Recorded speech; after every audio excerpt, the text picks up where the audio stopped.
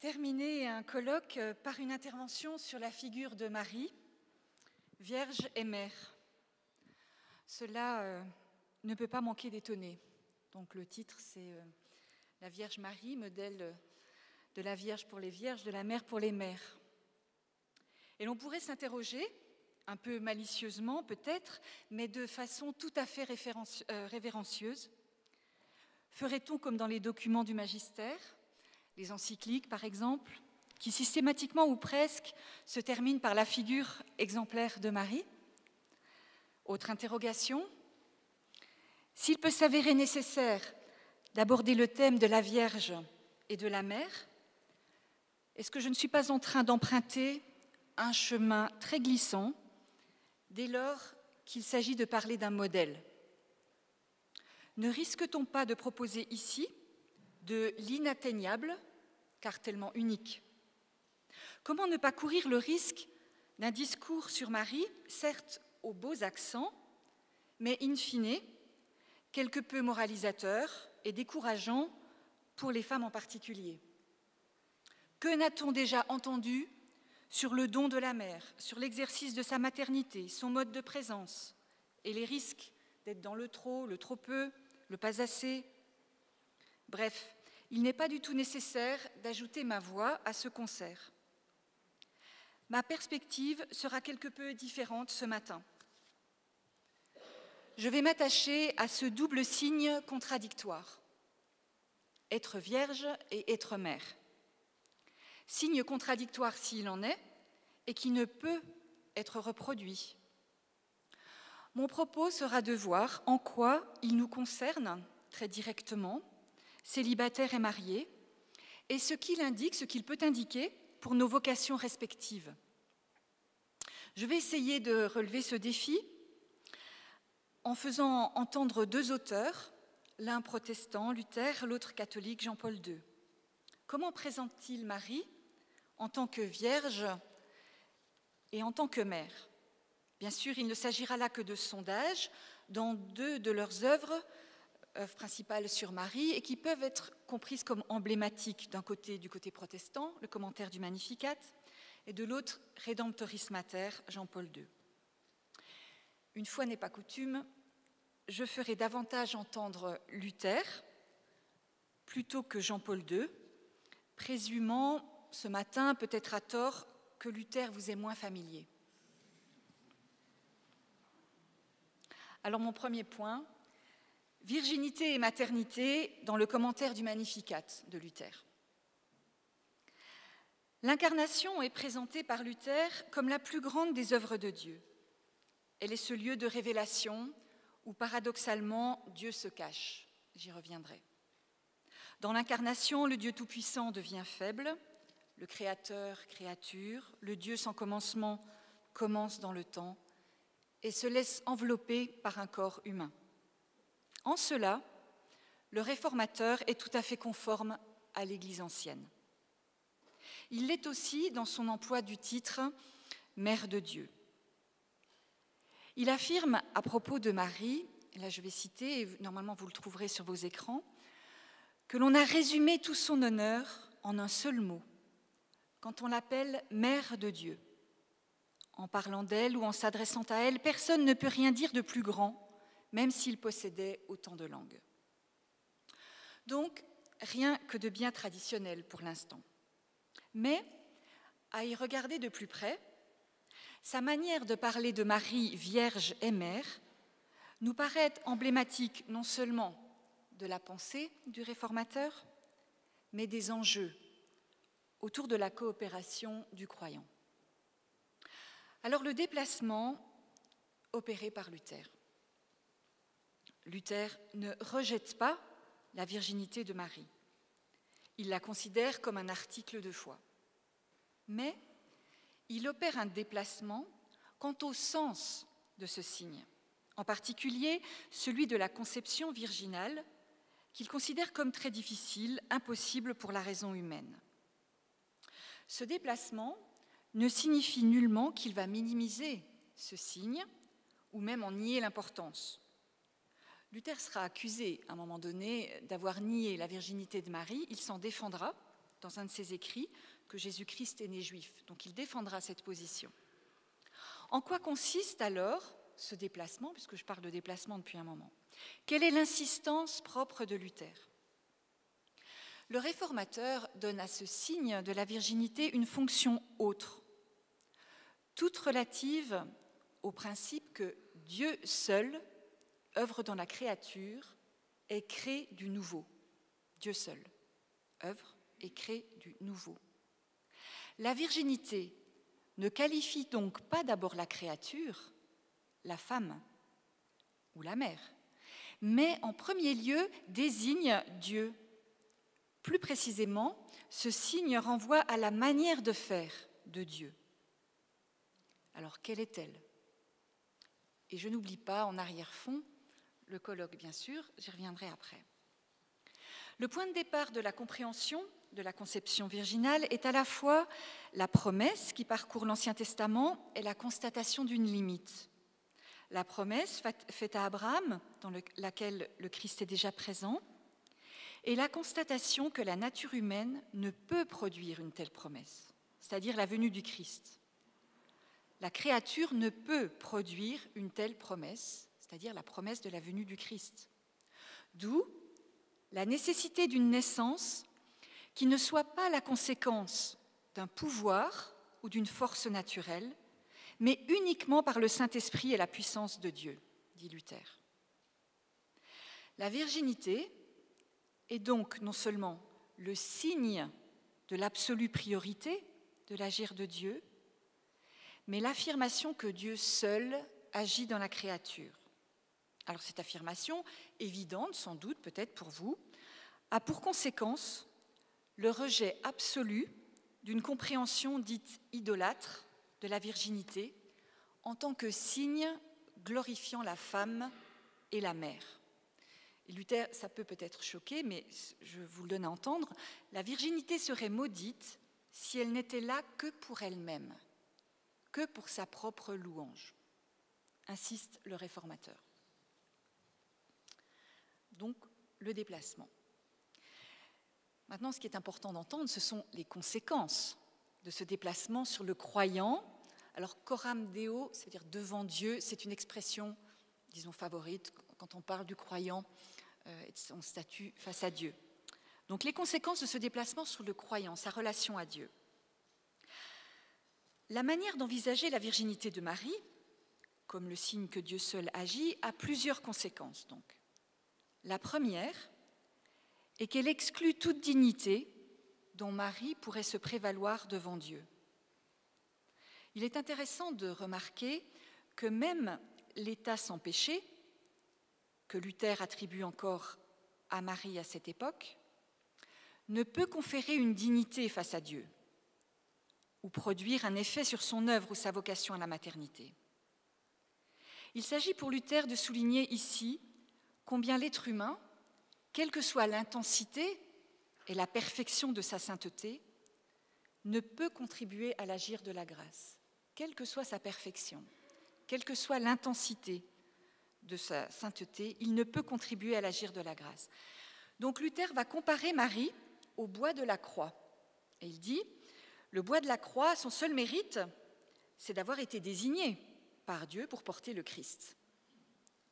Une autre comparaison de Luther fait de Marie un atelier ou encore un gîte ou une auberge joyeuse. Il lui fait dire « Je suis seulement l'atelier dans lequel il travaille, mais je n'ai pas contribué à l'œuvre. C'est pourquoi personne ne doit non plus me louer ni me donner l'honneur de ce que je suis devenue la mère de Dieu. Au contraire, c'est Dieu et son œuvre que l'on doit honorer et louer en moi. » Pour Luther, donc, Dieu fait tout, ce qui a pour conséquence de le reconnaître lui seul comme étant à l'origine de toute œuvre et enlève à l'invocation des saints et de Marie toute possibilité de puissance, d'œuvre ou de demande d'action. Il dit, Marie, elle, ne veut pas être une idole, elle ne fait rien, Dieu fait tout. C'est ainsi qu'il faut aussi invoquer tous les autres saints, afin que l'œuvre demeure toujours tout entière l'affaire de Dieu. Je reviens à notre sujet, peut-être de manière plus directe, avec la seconde conséquence. La seconde conséquence est la suivante. Le refus de l'appropriation de toute œuvre est la seule voie pour la créature si elle veut magnifier Dieu. Et c'est cela qui est vécu à la perfection en Marie et qui fait l'admiration de Luther. C'est ce mouvement de désappropriation qui est si réel et si constant en elle que le réformateur y voit un miracle aussi grand que celui de sa maternité. Donc le miracle en Marie, bien sûr, c'est la maternité divine, mais pour Luther, le miracle encore plus grand, c'est qu'elle se comporte sans jamais se glorifier de cela. Complète désappropriation. Ainsi, se trouve sauvegardée la gratuité d'intention de la créature. Je reviens à la virginité. La créature, par la virginité, n'obtient rien de Dieu. N'obtient rien de Dieu. Son choix ou son œuvre se trouve ainsi libéré de tout calcul et de recherche d'intérêt propre. Je m'arrête un tout petit peu là-dessus. Ce n'est pas si évident si on fait ce saut et on se place aujourd'hui de se dire, par un choix de virginité, je n'obtiens rien de Dieu. Je n'ai pas une action sur Dieu et je n'ai pas à attendre une récompense de Dieu. Il y a là un appel radical à la désappropriation et au fait de reconnaître cela comme un don qui vient de Dieu uniquement. J'y reviens, mais nous allons pas à pas. Et j'y reviens évidemment après, vous verrez, avec la question de la maternité, voire du couple et de la vocation. Donc, troisième point, maintenant, entre Dieu et Marie, du coup, quelle coopération possible? Ainsi, la vocation maternelle de Marie n'est pas présentée comme l'œuvre conjointe de Dieu et de Marie. Le risque est alors grand de réduire Marie à un objet inerte, n'ayant pour seule possibilité que de se laisser choisir par Dieu. C'est ce que semble dire, nous l'avons vu, la comparaison entre Marie et le bois de la croix, qui toutes deux n'ont pu que se laisser désigner pour porter le Christ.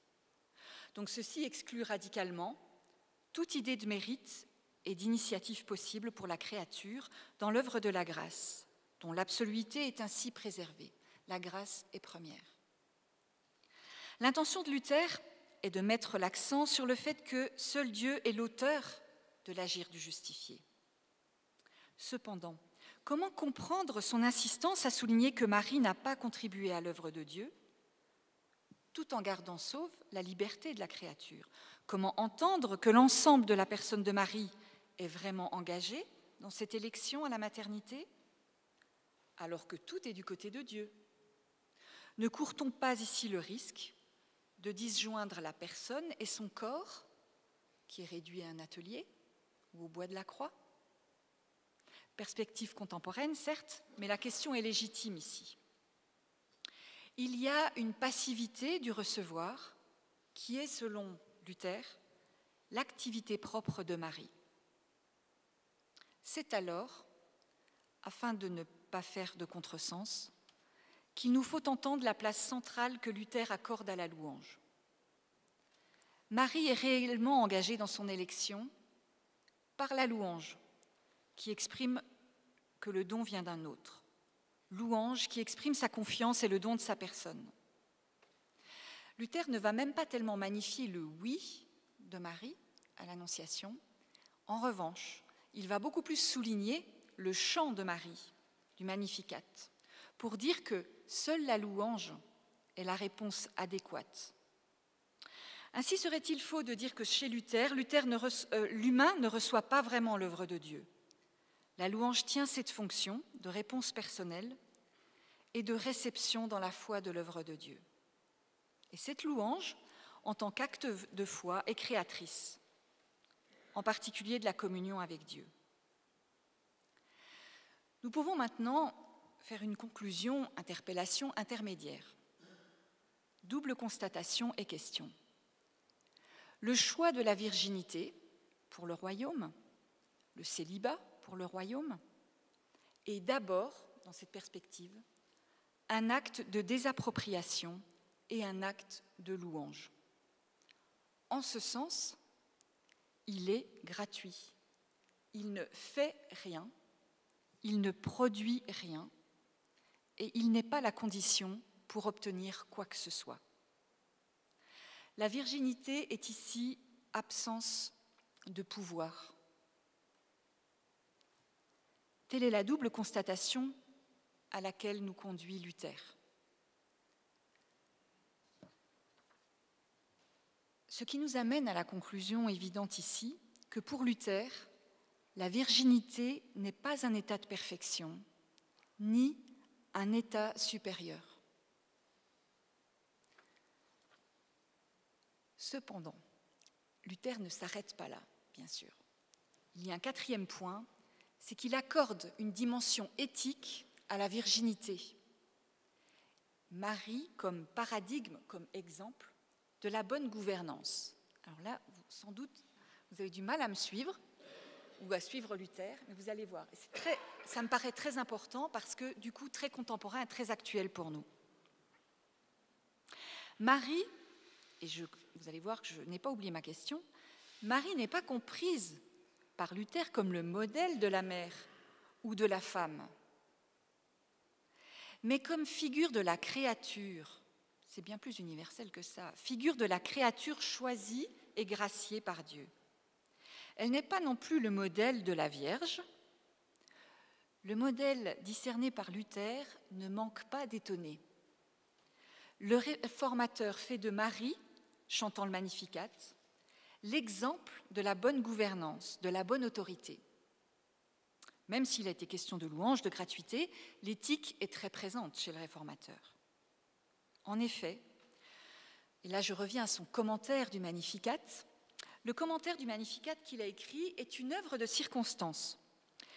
Cette œuvre a été dédiée à un jeune homme, le duc Jean-Frédéric de Saxe, et ce commentaire de Luther avait pour objectif de transmettre au prince des règles pour un exercice de l'autorité, un exercice du gouvernement, qui soit conforme à l'Évangile. Alors quel est-il ? C'est l'appel à un changement de critères de jugement, contraire à la raison, qui est l'injonction la plus répétée et la plus forte. Cette transformation du jugement est exigée de la vision du Christ en croix, qui redéfinit la compréhension de la puissance.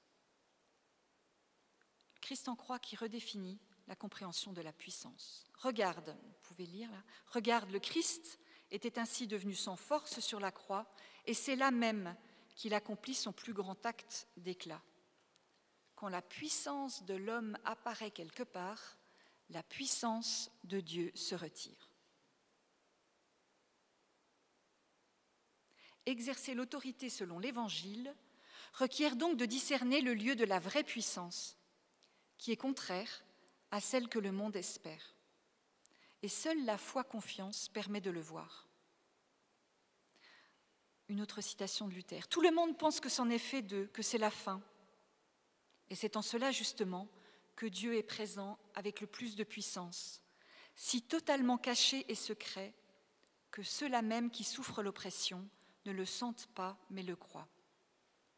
Ce thème très cher à Luther, qu'il appelle le Dieu caché, qui se révèle sous des aspects contraires, c'est-à-dire la puissance de Dieu qui se révèle dans l'impuissance, fonde une autre manière d'envisager la manifestation du pouvoir et de l'autorité. Cela signifie que le gouvernant, le responsable, ne peut mettre sa confiance en ses propres capacités ou ses vertus, mais en Dieu seul qu'il laisse agir en lui. Et voici maintenant une sorte de définition de la foi de Luther. Qu'est-ce que cette foi qui fait confiance à Dieu au moment où tu sens et connais tes réserves et la manière de te tirer d'affaire ? Ainsi, tu ne dois pas seulement penser à l'abaissement et en parler, mais y entrer, y être enfoncé, être privé de l'aide de tous, afin que Dieu seul puisse agir dans cette situation. Nous revenons là encore à la désappropriation entendue précédemment. In fine, l'on peut s'interroger. Luther ne nous invite-t-il pas, alors malgré lui peut-être, encore que, souvenez-vous de ce qui a été dit hier par André Birmelet, toute cette richesse de la pensée, de la théologie, de la vie spirituelle qui était dans les monastères et qui est sortie pour être pour le peuple. Donc je pense que ce n'est pas une extension que je ne peut pas faire. Luther ne nous invite-t-il pas à considérer de manière plus large le signe de la virginité ? Non pas seulement comme désignant une personne ou une vocation, par exemple le célibat consacré, mais la virginité telle qu'elle est décrite par Luther comme nécessaire au don, nécessaire à toute l'œuvre du croyant, comme devant marquer l'œuvre du croyant, du coopérateur avec Dieu. Autrement dit, n'y a-t-il pas là une interpellation à une coopération qui soit vierge, un service qui soit vierge, une mission qui soit vierge, une vocation qui soit vierge de tout esprit d'appropriation. Donc autrement dit, cette virginité s'adresse à la vocation du mariage comme au célibat consacré. Et là, vous comprenez bien que Luther, ça fait un moment, je pense que vous l'avez compris, dépasse largement la dimension physique de la virginité.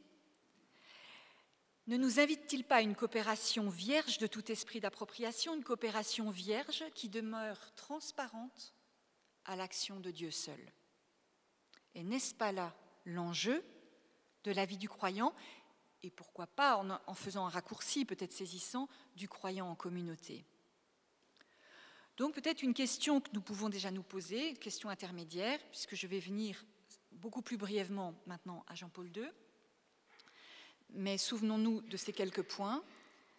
Vivons-nous, célibataires consacrés, vraiment le célibat consacré, simplement comme une louange gratuite vis-à-vis de Dieu, sans rien obtenir de plus ?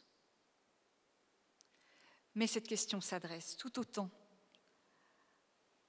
aux gens mariés et à la vocation du mariage. Est-elle une louange vis-à-vis de Dieu ? Mais cette question s'adresse aussi, puisqu'on a beaucoup entendu parler de radicalité, à tout engagement communautaire.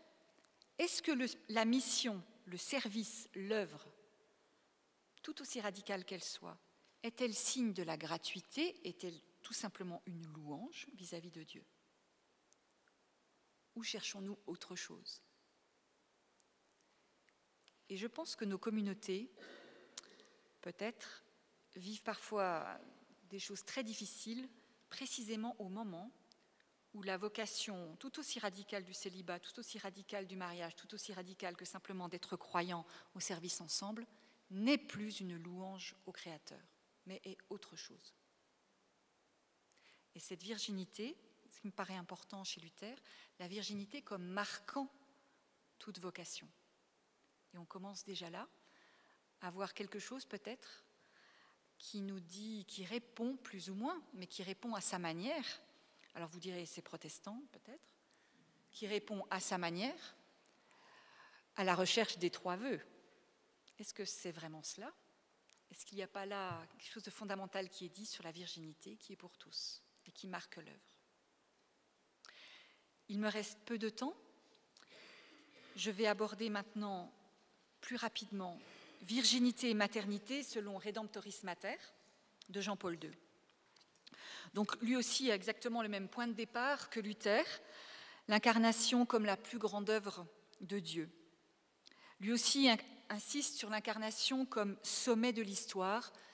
Si j'insiste là-dessus, c'est pour dire à quel point le corps est vu, l'engagement dans le corps est vu comme le sommet de l'histoire. Donc faisons attention, quand nous parlons de virginité, de vocation, il y a bien la notion de corps, donc sommet de l'histoire, comme ce qui marque de manière irréversible l'histoire et l'humanité. Il nomme l'incarnation le grand retournement, où Dieu exprime son parti pris radical en faveur de l'humanité, de l'homme et de la femme. Le grand retournement, le parti pris de Dieu radical en faveur de l'humanité, de l'homme et de la femme. Alors l'élection et la grâce, d'abord du côté de Dieu, c'est mon premier point. Donc là, Jean-Paul II, on peut dire, dit la même chose que Luther. Autre point commun, l'élection est première et c'est l'élection comme mère. Le salut, la grâce se déploient d'une manière parfaite dans une créature de chair et de sang. La salutation pleine de grâce, le kékaritoméné, désigne d'abord l'agir transformant de Dieu avec une créature, Marie. L'agir transformant de Dieu, et non pas une performance de la créature elle-même. Jamais. Jamais chez Jean-Paul II, vous aurez ça. Donc il ne s'agit pas d'un privilège marial, au sens, encore une fois, de performance, mais d'une manière de concevoir la participation à l'humanité et à la grâce du Christ. La participation à l'humanité et à la grâce du Christ. On y reviendra peut-être pour la vocation. Participer à l'humanité du Christ. Deuxième point, c'est justement cela, l'union et la participation à l'humanité du Fils. L'insistance de Jean-Paul II est mise sur la singularité du lien d'union entre le Fils et la Mère dès l'élection. Et l'autre insistance, c'est le corollaire, c'est la notion de participation et d'incorporation en tant que mère. La mère est incorporée, participe au Rédempteur d'une manière unique. En effet, selon la doctrine catholique, l'incorporation de Marie, sa participation à l'humanité du Christ est la plus haute que l'on puisse concevoir, comme l'est aussi, par conséquent, celle à la filiation divine. Et selon ce raisonnement, cela ne peut pas rester sans conséquence sur la sainteté de Marie. C'est une telle participation à la grâce de l'amour sanctifiant qu'il établit dans une parfaite correspondance avec Dieu. Là, bien sûr, où Jean-Paul II va aller plus loin, c'est que le déploiement de la grâce, ou du moins va aller d'une manière autre que Luther, je ne dirais pas plus loin, le déploiement de la grâce est sans comparaison en Marie, selon Jean-Paul II. Il est unique, et c'est là, bien sûr, où il aborde l'Immaculée Conception. Mais c'est juste, je le dis en passant, pour que vous sachiez bien que je ne l'ai pas oublié. Il y a quelque chose d'unique en Marie, qui est l'Immaculée Conception, mais ce n'est pas le sujet de ce matin. Donc cette forme extrême de la justification.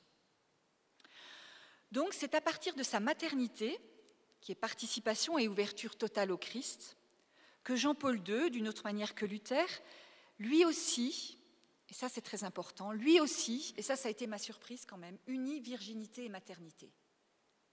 Il n'y a pas de séparation entre virginité et maternité. Les mots « Je suis la servante du Seigneur » témoignent de cette ouverture d'esprit de Marie qui unit en elle de façon parfaite l'amour propre à la virginité et l'amour caractéristique de la maternité, réunis et pour ainsi dire fusionnés. Là encore, maternité et virginité ne sont pas deux choses qui s'excluent. Là aussi, la virginité, c'est ce qui qualifie le don, ce qui marque le don, la mission de la mère, qui est là aussi, dans une désappropriation personnelle. Il est beaucoup question dans l'encyclique de Jean-Paul II de la mère qui est ouverture totale, disponibilité totale à la mission du Fils. Et il précise, et c'est là où il va très loin, même lorsque la réalité semble démentir les paroles de l'Annonciation. C'est-à-dire quand tout semble démentir, et là, d'une certaine manière, c'est une autre manière de dire, même quand Christ est sans force, est complètement remis en question, meurt sur la croix, même là, Marie reste vierge et mère et croit en la mission du Fils. Donc au terme de ce parcours, jusqu'à présent, nous sommes uniquement dans la relation de la créature à Dieu. Jusqu'à présent, nous parlons de cela. Il y a à ce moment-là, chez Jean-Paul II, dans l'encyclique, et évidemment dans la doctrine catholique, vous vous en doutez, à ce moment-là, on poursuit plus loin, dans une dimension non plus cette fois-ci personnelle entre la créature et Dieu, mais une dimension plus communautaire, où on parle de l'Église, de la communauté. Bien sûr, Marie, figure de l'Église et de la communauté. C'est sur ce point que la différence se fait entendre entre le commentaire du Magnificat et Redemptoris Mater.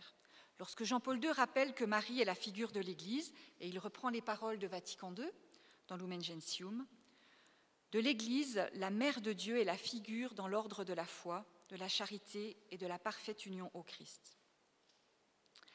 Et lorsque l'encyclique présente la médiation mariale, elle affirme, avant tout autre développement, elle affirme la chose suivante. Elle la décrit comme cela. Marie se situe entre son Fils et les hommes dans la réalité de leur privation, de leur pauvreté et de leur souffrance. Elle se place au milieu, c'est-à-dire qu'elle agit en médiatrice, non pas de l'extérieur, mais à sa place de mère. Qu'est-ce que je veux dire ? Là, tout simplement, pourquoi est-ce que je mets ça ici ?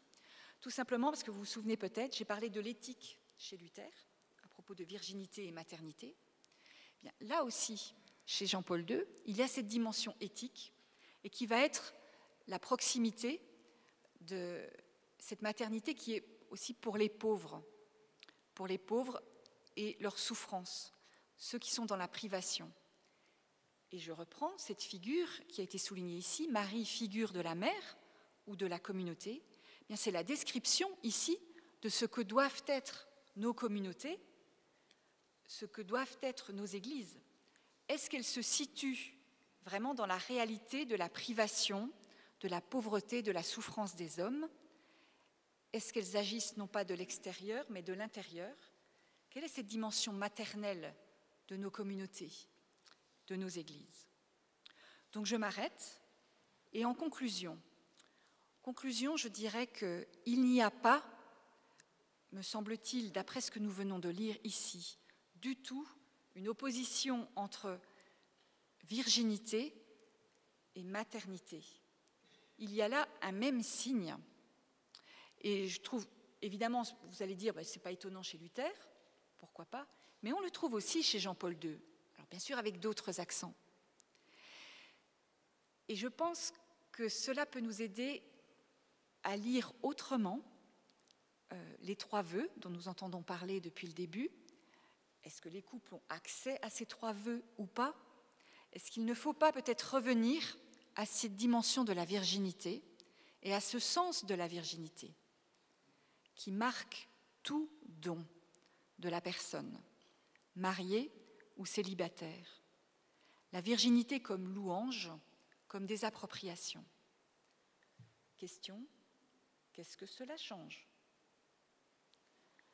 Donc pas seulement pour les célibataires consacrés, mais pour tout acte de donation, tout acte de donation.